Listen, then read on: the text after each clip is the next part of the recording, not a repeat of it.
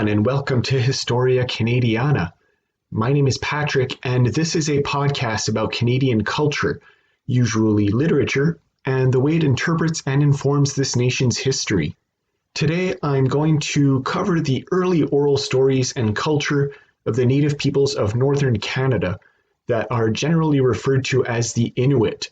Specifically, we're going to be referring to their early history and the way in which the transmission and reception of their oral traditions evolved with European contact. I'll be specifically focusing on the earlier written texts and transcriptions of Inuit stories, and not later original texts, which will be the focus of other later episodes. So this episode is going to be a bit different, more on the way stories are approached and less what the actual stories are. Now, I want to mention right here and now that I'm not Inuit, nor do I speak their language. So at times when I do speak Inuit words, I'm aware that it might come out completely wrong. I tried my best, but just to be safe and to avoid offending the ears of anyone who might notice the horrible pronunciation, I am putting this warning in right now. Before we get started, I want to plug a project that I think might interest some of my listeners. I've mentioned it before, but I'm doing it again because now you can actually get in on buying a copy of this. I wrote an essay for a comics criticism magazine called Panel by Panel, which is a fantastic magazine and usually digital. The essay I wrote is called Giants in the Shadows and is about Canadian comics and what they tell us about the time they were published in. So it's a bit like this show, but in text format. You can access it now in print through Kickstarter and probably in digital format later.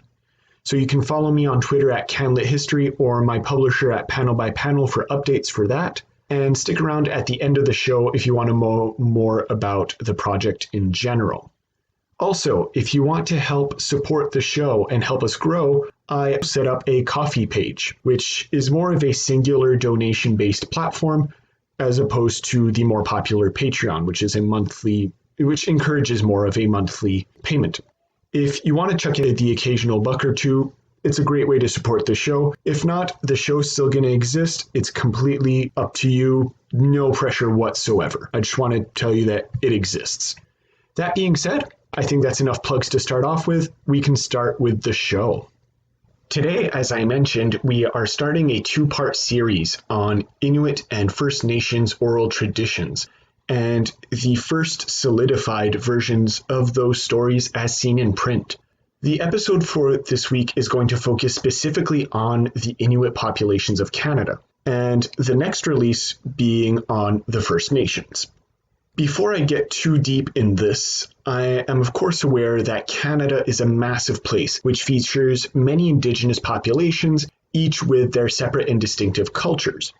This of course means that not all Native stories are the same from one sea to the other. There are some similarities, especially in the way societies united around these oral traditions, and I don't seek to lump every nation into a single and easily identifiable storied tradition. That's a bit why I'm not focusing on the precise details of the stories, but more of the impact of the way that these stories were transmitted. So think of this more as an introduction to the vague concepts of the Inuit and Native American oral traditions and the process through which these stories were concretized after centuries of being told in a very fluid form. I do plan on elaborating on specific stories and concepts in the future, but the groundwork does need to be established here. If you want to think of it more in terms of previous episodes that we've done, it's not going to be too dissimilar to the Eastern Canadian poetry episodes. I didn't focus on one story, but instead I touched briefly on a generalized pattern, despite there being glaring differences in the ways various people approached themes and writing in their poems. With that being hopefully clear, I think the best way to start is by establishing who the Inuit were exactly. One thing that I think should be clear right off the bat is that there is a distinction made in Canada between First Nations, the Métis, and the Inuit. The First Nations encompass multiple groups and communities that are recognized as having been the first to arrive and populate the land that is now known as Canada. Typically, these people will be found in more of the lower, more southern part of the country. The earliest of these groups are estimated to have arrived between 12 and 35,000 years ago. The Métis, which we will not cover just yet, are a product of the relations that French settlers had with native women, creating what was dubbed for far too long a type of half-breed population. I'm just shivering just thinking of that term, but it is what it was. The Métis would rapidly coalesce into their own group who are identified as having a unique culture and set of values that made them different from the First Nations. Finally, the Inuit are the populations that live more commonly in the northern parts of Canada. They are not considered to be a part of the First Nations because they arrived in Canada much later, roughly 2,000 years ago. But who exactly are the Inuit people? In its most basic definition, the Inuit and the native inhabitants of the northern parts of North America, as well as Greenland and even Siberia. Because they cover so vast a territory, their names will of course vary. Even within Canada, these people will be known as the Inuvialuit in the western Canadian Arctic and the Inuit in the rest of the territory they inhabit. Until relatively recently, you might have also heard the term Eskimo used in reference to the Inuit, but in the same vein as using Indian to refer to the First Nations, that term is now considered archaic and inappropriate. Despite the large expanse on which the Inuit live, they are considered to all speak the same language, albeit with localized dialects. This language is called the Inuktitut. The differences of the dialects of the Inuit language are sometimes so great that it is difficult for the people living on different parts of the continent to understand each other. And I do mean difficult because it is not impossible, which is one of the reasons why it is still classified as being one and the same language. In terms of pre-European contact culture, as you might expect, it is difficult to get a unified sense of the Inuit way of life. Once again, the size of the territory discourages such an analysis. First and foremost, it is important not to fall into the trap of thinking, as is common with native populations, that the Inuit lived in perfect harmony with nature as some sort of primordial society. Like any culture or population, the Inuit also changed with the times and necessities that the environment and circumstances required. In terms of the generalities of Inuit culture, there are still a few aspects that we can point to. Typically, the Inuit lived in small hunting communities that featured as little government as was possible. There was a certain social division of labor and skills between men and women, who each brought different sets of knowledge to a marriage. Men typically hunted, women were more preoccupied with household affairs. But such concepts as marriage and societal distinctions were not absolutely strict either. Men could have more than one wife, for example, but that tended to be only the ones who could financially sustain such a multifaceted relationship. Women could also enjoy high social standing, as their roles were considered vital and integral to the continuation of the community. We are talking here about a community of people that prized independence and self-reliance within the small village. Therefore, women, like men, had to figure things out for themselves, as was expected of a proper member of Inuit society. In terms of differences, many of them, outside of the linguistic changes that we already referred to, relate to economic and environmental realities. If we start by looking at the details, for example, of the Western Inuit, which live in Northwest Alaska and westernmost Canada, this is where we will find the most prosperous and well-settled Inuit. These communities typically lived in large coastal villages of several hundred people, where they would spend their summers hunting sea mammals and their winters, as much as possible, living on the stored surplus. Their houses would have been made of driftwood and sod, as opposed to the typical igloo images that we have for all Inuit, which was simply not the case. And their relative wealth was mostly based on fish, on herding caribou, and particularly on abundant sea life. So whales, belugas, walruses, and all kinds of seal species. If we contrast this, for example, to the central Inuit, which logically is a community of people that live in the central Canadian Arctic, they were actually the poorest of them all. Most sea mammal species are absent from the icebound waters of the region, and in many areas, subsistence was limited to caribou hunting and fishing during the summer, and the hunting of small ringed seals through the ice during the winter. This is the people that we will imagine living in igloos or snow houses, if you will, during the winter. And during the summer, they would use skin tents, so it was not a year-round thing to live in an igloo. Finally, you will find the Eastern Inuit, who will live on the eastern and southern coasts of Baffin Island, as well as on the Arctic shores of Quebec. Once again, the standard of living will go up a bit more here, considering the proximity to coasts that are easily navigable and where we will have access to the water more directly than through ice. The abundance of small seals and belugas, much like in the West, definitely helped for the survival of this community. Here, once again, we will find a style of housing that is more in line with the Western Inuit, which would have been made of wood or even stone, whalebone, and insulated with sod. The snow houses were only used, like the Central Inuit would, when they were traveling for long distances because it was easy and fast to make. It was actually in this region, along with Western Greenland, that kayak hunting was most developed. Finally, logically, given their position, the Eastern Inuit would be among the first North Americans to meet Europeans.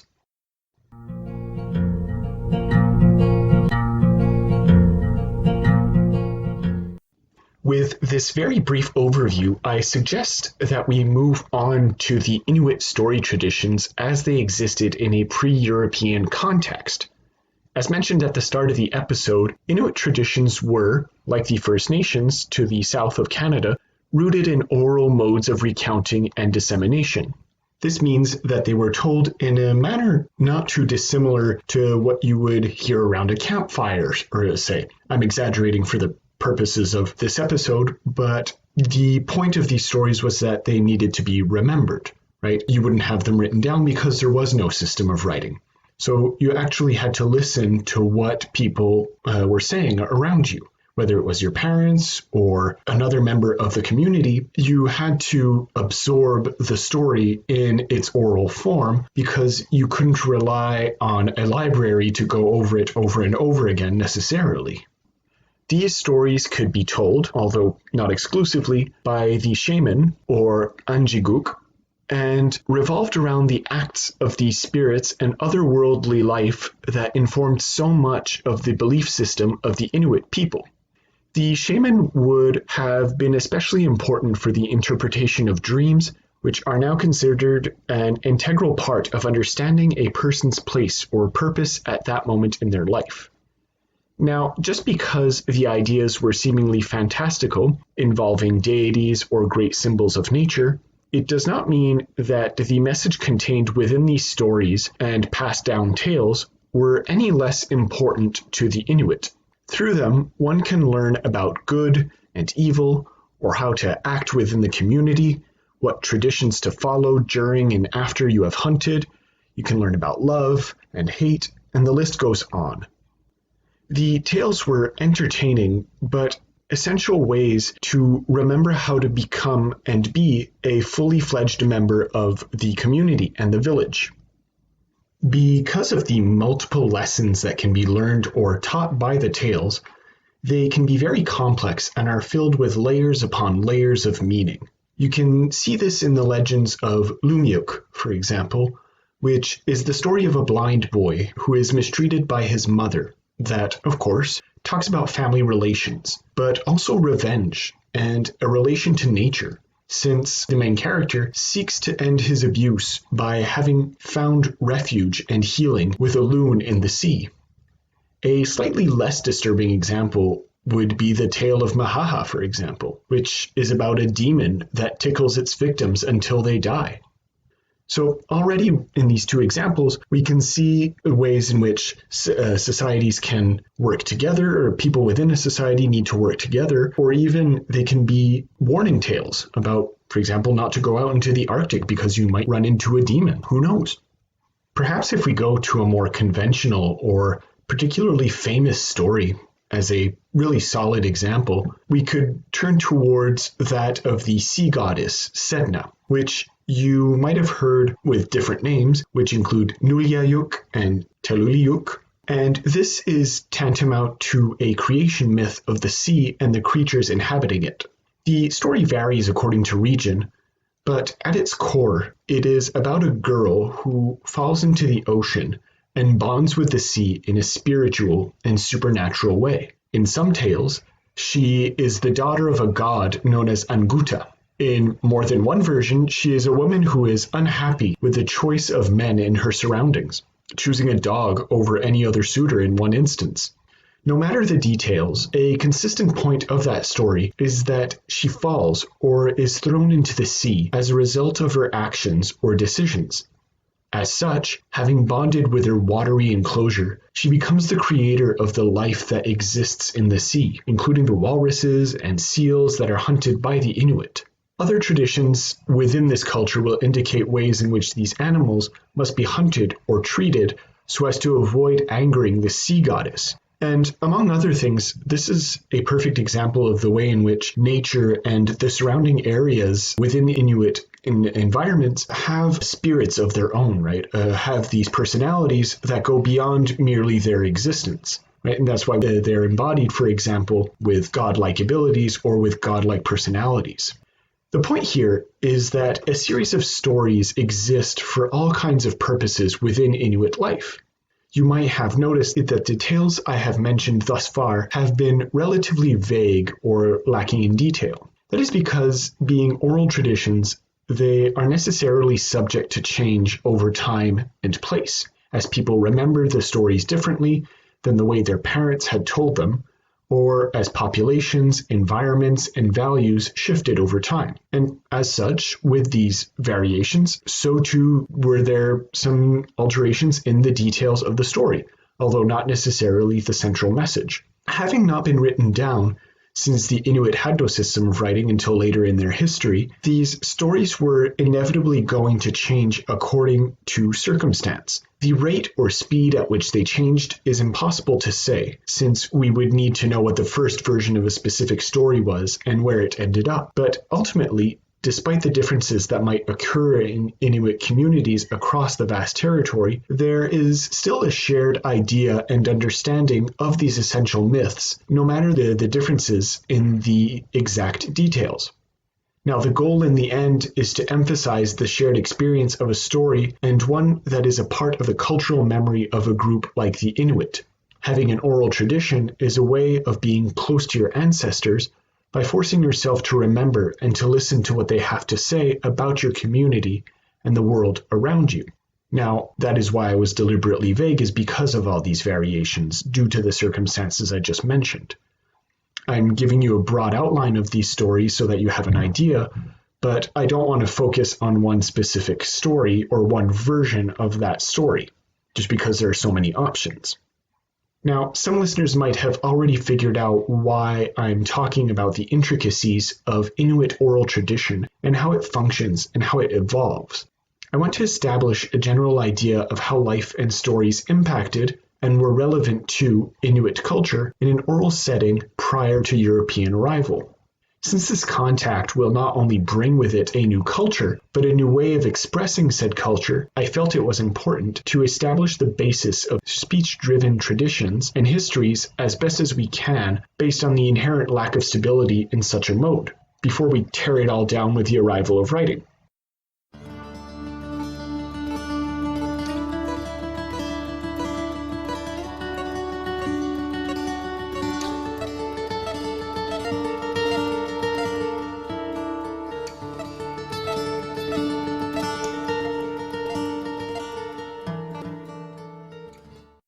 Contact with Europeans was a little more intermittent and slower in gaining traction for the Arctic living Inuit than the native populations, for example. Logically, it takes more time to get to those parts of Canada than the more eastern regions around the St. Lawrence Valley. But the Inuit still make contact with similar populations as the First Nations. There is evidence that the Norse had come to trade tools and materials with the Inuit during the Viking period, and by the 16th century, European explorers and missionaries were coming more and more frequently into the Inuit lands for charting, hunting, conversion, and linguistic documentation. The most permanent and well-known European settlement to establish itself in that region would, of course, be the British Hudson's Bay Company by the 18th century, which would eventually come to control the majority of the Canadian territory between Ontario and British Columbia, including the Arctic lands. The Hudson's Bay Company would have very little impact on Inuit culture and life in the grand scheme of things, though. Their presence was mostly concentrated in trading outposts, and their contact with the Inuit was more in a mercantile capacity. This is contrasted with the permanent living settlements that were being secured in southern provinces such as Quebec and Nova Scotia, where room was actively being made for Europeans rather than the First Nations. It would be in the 19th century that a truly noticeable impact would be seen on the Inuit communities and their culture as brought on by the British and European presence, who were starting to be increasingly interested in finding a northwest passage to the other side of the continent. Given the point of our show, let's examine that impact as witnessed in the storytelling and mythological aspects of culture. One of the major impacts of increased passage by Europeans, as we've seen on this very podcast in the exploration literature episodes on Samuel de Champlain and Alexander Mackenzie, was that there was an effort to write down everything that they had never seen or heard of before. This became especially true in the case of Native American populations who had no written traditions, which for Europeans meant that they had little to no methods of preservation for their history and culture. Thus began, in the 19th century, efforts to write down accounts of the way of life of the Inuit, but also of their poetry and myths. Earlier examples of this are found in Henry Rink's Tales and Traditions of the Eskimo, which was released in 1875, and 1888's The Central Eskimo by Frank Boas. Both of these texts are more of a general overview of the Inuit writ large, pulling from and writing down aspects from all across the Inuit territory, including Greenland, as well as parts of Canada, such as Labrador and Cumberland Sound, which is in modern-day Nunavut.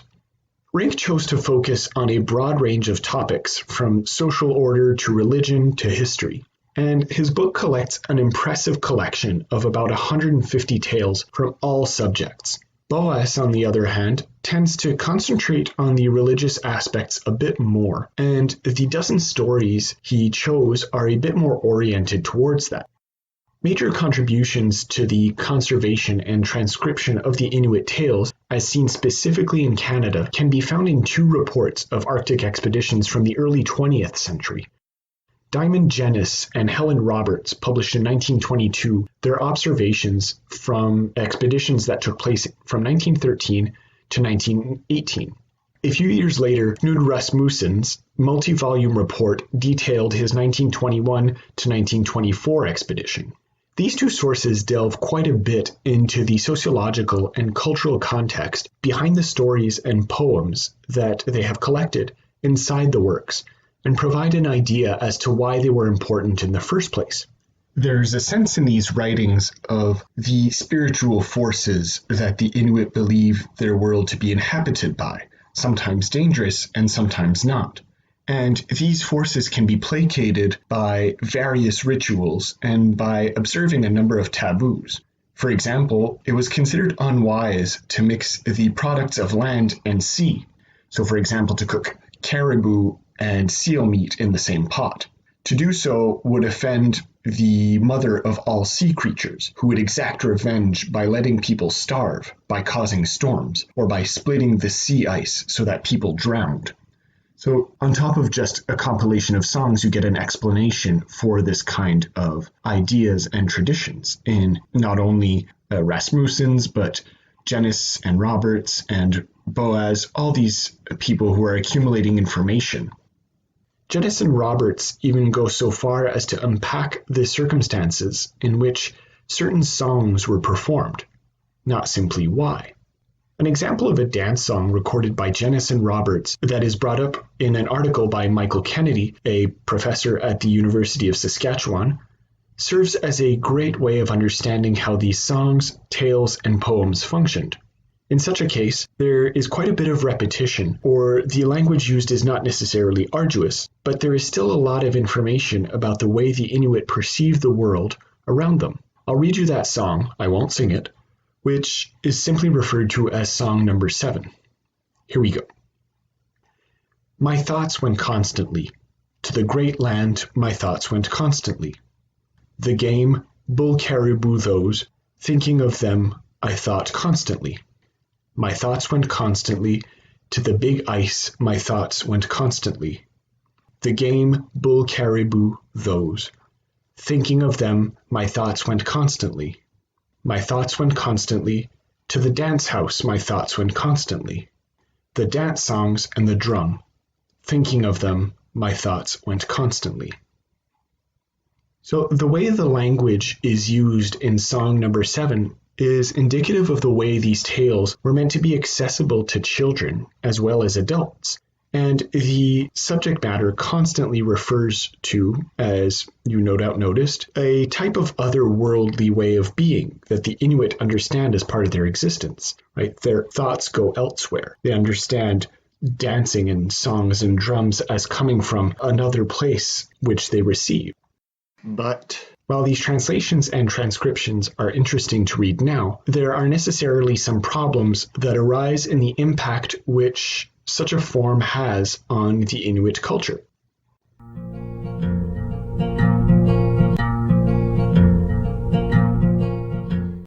What does switching over to a written tradition change to an oral culture?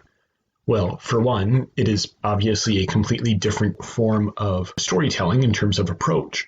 And actually, this is one of the reasons why Inuit literature, and as we'll see next time, First Nations literature, took so long to gain traction in Canada. The type of storytelling that we get in oral modes is not easily transferable or translatable to the written page, at least not directly.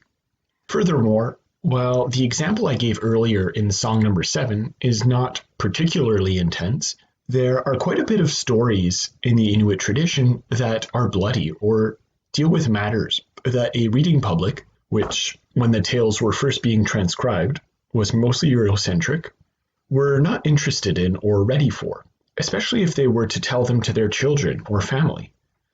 Just looking at the tale of Sedna once more, there is more than one version that involves the young girl's fingers being cut or taken off. Or even disregarding the subjects, the way a story is told in Inuit traditions is much less straightforward or clear-cut than a European-style story, possibly leading to some confusion for the uninitiated. It is not uncommon for there not to be a specifically identifiable protagonist that carries the story all the way through. In essence, the Inuit oral tales were not as approachable a way of storytelling as Canadians were habituated to. As such, Inuit tales would be hidden away in academic journals or reports like the ones we mentioned earlier for decades instead of being propagated to a more common public. Few people had interest in such a culture, despite it being very interesting. And so, the Inuit myths, poems, and songs rarely made it into, say, anthologies. A more serious issue comes up with transcription. Writing is a much more permanent and static form of expressing an idea or a story.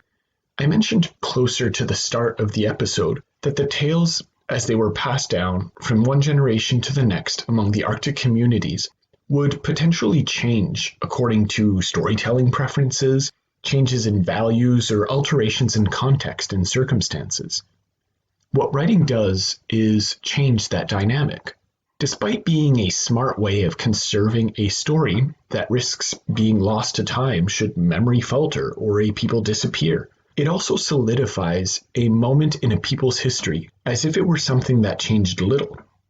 Stories that were meant to change with time suddenly become stuck in a form in which it had been told at that specific point. What's more is the fact that writing down myths and legends that, as we saw with the story of the sea goddess, would have variations depending on location. As such, you tend to lump communities of people together that do have their differences. This is especially true in the initial period of transcription and recording that I'm referring to today, when the Inuit were basically coalesced into a more unified group than they maybe would have seen themselves as. Writing down the myth of Sedna gives us one version of that story, which might give you a general idea of its power and implication to the Inuit, but it does very little to showcase the diversity of the culture they actually live by. Now, in terms of an immediate impact on the Inuit storytelling culture, initial contact with Europeans was slower, I would argue, than with the First Nations, who had more of a constant and direct contact with various European cultures. More widespread issues would come to hit the Inuit on many more fronts and with much greater impact later on, as Euro-Canadian influence would become increasingly present in more ways than trading and the occasional missionaries and explorers. I know this episode doesn't seem to cover problems that the Inuit face still to this day, but I felt it more relevant to concentrate on them in a later podcast, since the significant negative outside influence would become more pronounced later in Canada's history, for reasons that will be explored. As far as storytelling was concerned, the Inuit continued for a while, and still do to an extent, to use oral forms of transmission. Writing, while it was done about them, was not used by the Inuit until later, especially not in their own script, which was adapted from a Cree script by Moravian missionaries who had initially sought to collect the Inuktitut vocabulary. Once such concepts became more and more common, it would nevertheless take some time for literature by the Inuit to adapt to written styles, rather than the oral traditions they had been used to for so long. As I mentioned, it's not just a one-for-one transcription. And while the Inuit would have their own styles of writing, it wasn't quite the same as just transcribing a story as it was told with your voice, as it was recounted to you. Much of these initial forays into writing began as the Inuit were able to get increased level of control over their education and communities from the Canadian government. And along with that came a sense of need to preserve or continue their traditions in their own written ways. It was their own form of conservatism that was shining through. Alright, so this episode came off a little bit differently than my usual format tends to go. I wanted to focus less on the stories themselves, just because there are so many variations, which you can seek out yourself either in modern anthologies or in the books I mentioned, and even on platforms like YouTube or whatnot, if you want to experience them as a kind of spoken word or sung format. Instead, I felt that it was more interesting for now to cover the different approaches to telling a tale and how it reflects the way a society views itself or is viewed by others from outside such communities. What you hopefully learned today was about a people who were very much beholden to their traditions and way of life, but that expressed it in a form that was more tangible than many of my listeners and myself are probably used to. There is more of an emphasis on culture through memory in its most literal sense than on its preservation through a piece of paper. It might arguably make for a less grand, unified, or cohesive culture, but rather for a more localized one that feels a lot of attachment to the stories that it took the time to remember and listen to as their forefathers recounted them. Is it better? Who's to say? All I can say is that it is a way that worked for the Inuit and that it changed over time out of necessity to preserve their traditions in the increasingly fast-changing times of the contemporary world. Okay, that should be just about it for this week. Thank you everyone for listening.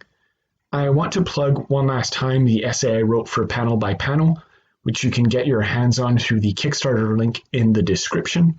I'm part of an initial wave of print releases that the publisher is doing, so if you're interested in articles, essays, and criticism about comic books, check out the Panel by Panel one-shots, or even the regular digital magazine that is also very interesting.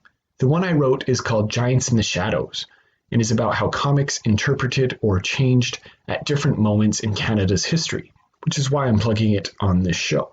I talk about Victorian single-panel comics found in Punch magazine, all the way through Superman, and into modern indie comics in Montreal. You can also support the show through the Ko-fi page I set up, the link for which is also in the description. I might set up a Patreon page in the future, but for now I want to stay with the more single donation-based system that Ko-fi encourages and move to Patreon if the demand is there and if I can find the time for some valuable incentives. In the meantime, if you have any questions, comments, or concerns, you can always email them to me at historiacanadiana@gmail.com. I'm also on Twitter at CanLitHistory if you want to reach out through there to suggest topics or just discuss. Finally, if you would consider leaving a review, even if there are no comments, it would be very appreciated. It really does help. For now, I'll say see you next time on Historia Canadiana. Cheers, everyone.